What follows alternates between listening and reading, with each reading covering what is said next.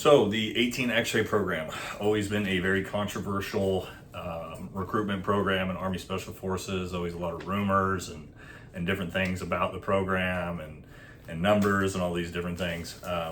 If you were to look through the comment section of any of my videos talking about SFAS or whatnot, you are going to see people talking about what a scam operation the 18 X-ray program is and how basically it's just a meat grinder to get guys into the regular infantry, right? Is that actually true? Well, I have an intimate knowledge and understanding of the 18 X-ray pipeline because I was an 18 X-ray, okay? So for those of you who don't know what the 18 X-ray pipeline is, it's essentially a program or contract that the Army gives out for guys straight off the street that says you will go to basic training, airborne school, and then directly to Special Forces assessment and selection. So it doesn't guarantee that you get selected. It doesn't guarantee that you're going to go to the Q course. It doesn't guarantee that you're going to be a Green Beret. It only guarantees that you're going to go to selection. So is that unethical by the Army to do? Well, in my personal opinion, no, right? Nowhere are you ever promised anything in that contract. So let's have a little bit of personal responsibility, right, for individuals. If you decide to sign up for something like this and you don't make it, that was your choice at the end of the day, right? You understand the risks. It's the way it goes.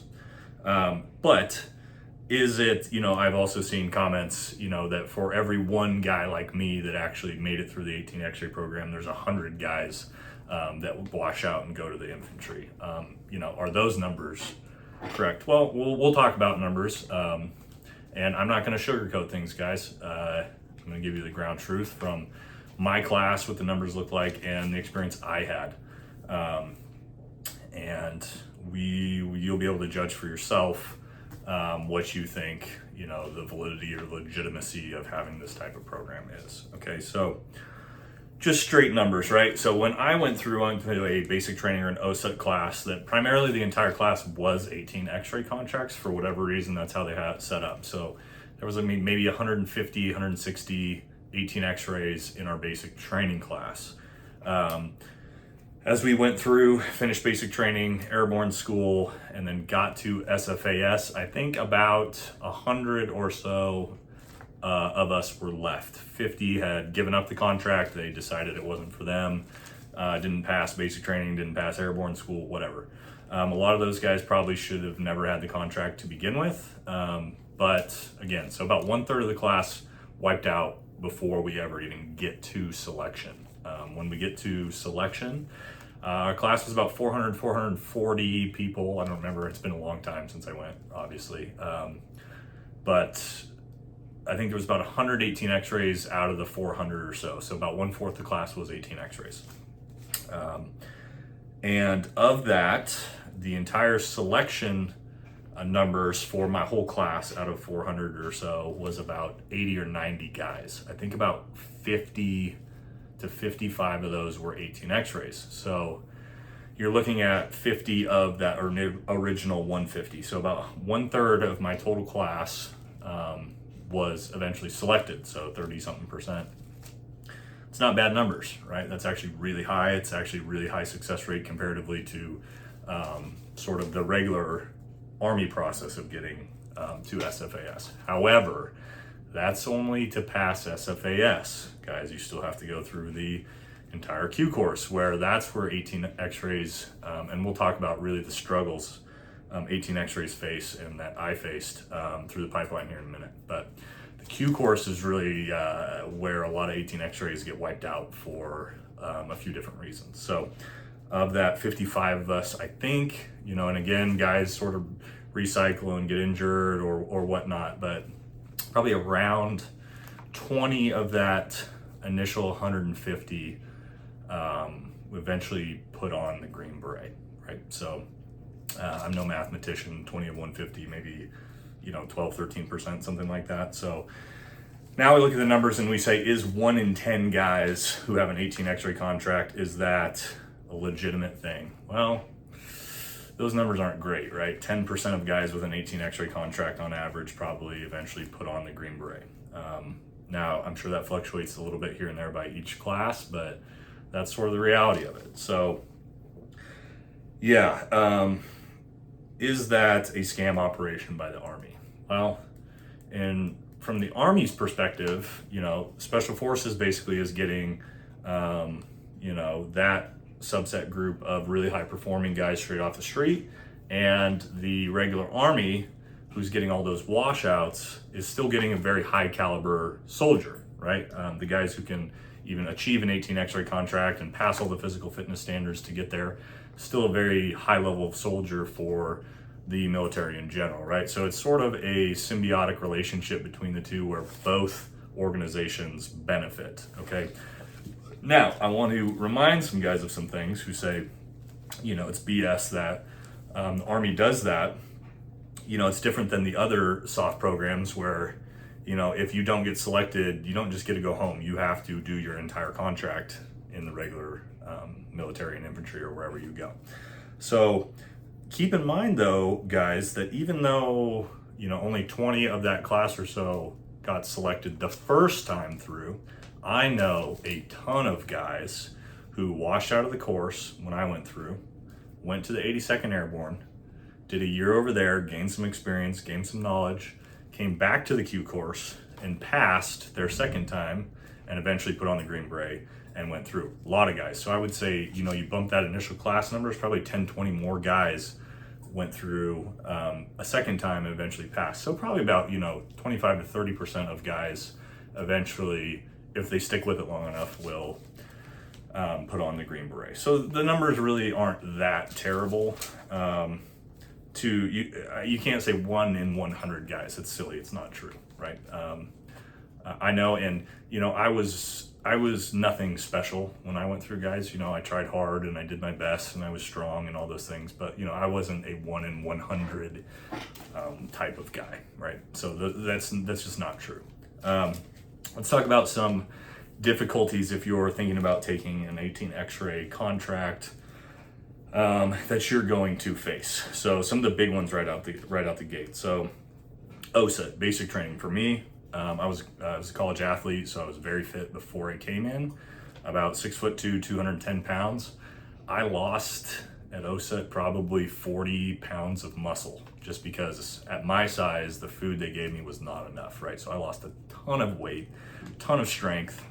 But I did improve my run time and my conditioning, losing all that weight. But so don't count on getting in shape at basic training or OSA. It's not going to do it for you guys. For a lot of guys, you actually get in much worse shape being there for 4 months. Okay, so you need to watch out for that. Now, you will go to a preconditioning course before you go to selection, which is a really good course. At least when I went through, it was an awesome course where I was able to put back on a bunch of weight and strength, getting my conditioning back. And then you also do some things like land nav training and stuff like that will help you prepare for selection, which will help, right? But one of the biggest things you're going to face as an 18 X-ray, and I faced throughout selection and the Q course, is you have no military knowledge whatsoever. You have no experience, and that can be a huge detriment as we get further on into the Q course. Selection, not so much, because it's such a physical exertion type of thing and usually the 18 X-rays, because they're coming off the street, are in a little bit better shape and conditioning overall. They usually have better success rate in that regard. But as we move through the Q course, that lack of experience and maturity in a lot of ways can get a lot of guys, right? So we get into the Q course, guys, one of the biggest ones, I talked about how about 55 guys got selected, went to the Q course, and only 20 of us eventually put on the Green Beret. A good percentage of those 30 that didn't make it, guys, got washed out because of adverse actions, right? They get DUIs, caught doing drugs, stuff like that, right?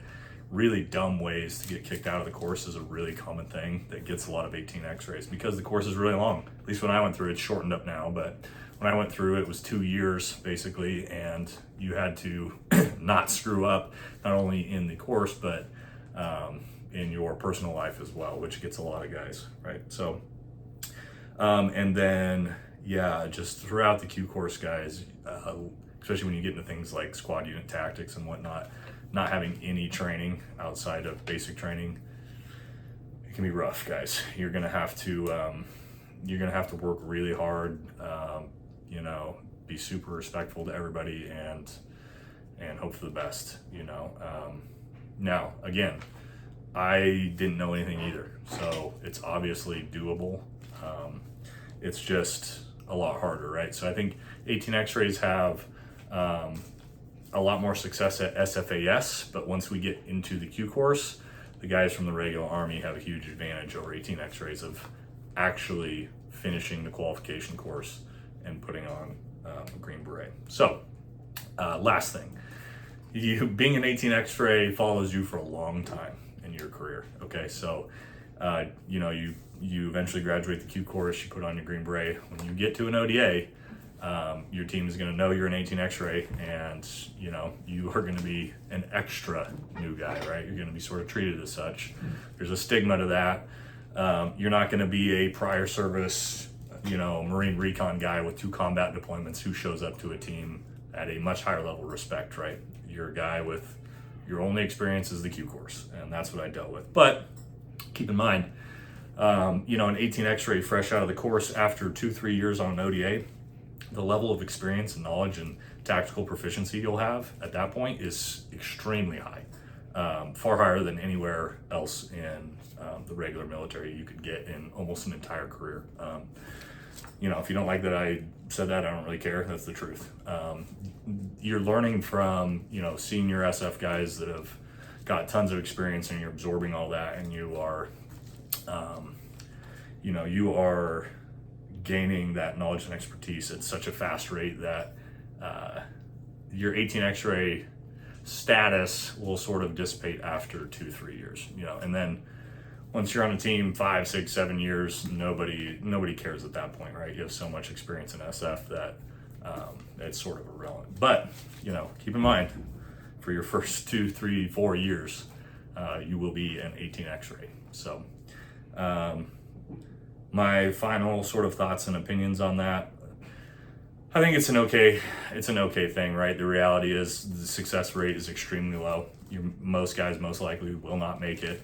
Understand that going in, right? Understand the risks and the rewards, right? That there's a high likelihood you could end up, for whatever reason, sometimes it's injuries, not even at your fault, there's a high likelihood you could end up going somewhere else, to the regular infantry or whatnot, and finishing your contract there, right? If you're okay with that risk, then, you know, make that decision for yourself and go for it. If not, then don't join, guys. So, you know, that's just my personal perspective on things as a guy who, you know, went through the 18 X-ray course and eventually did an entire career in SF. So, yeah, I hope that helps you guys that are thinking about going, or guys that are in the course, or just you know, general knowledge or whatnot. So, you know, give the video a like and subscribe if you like my content, and catch you guys in the next one.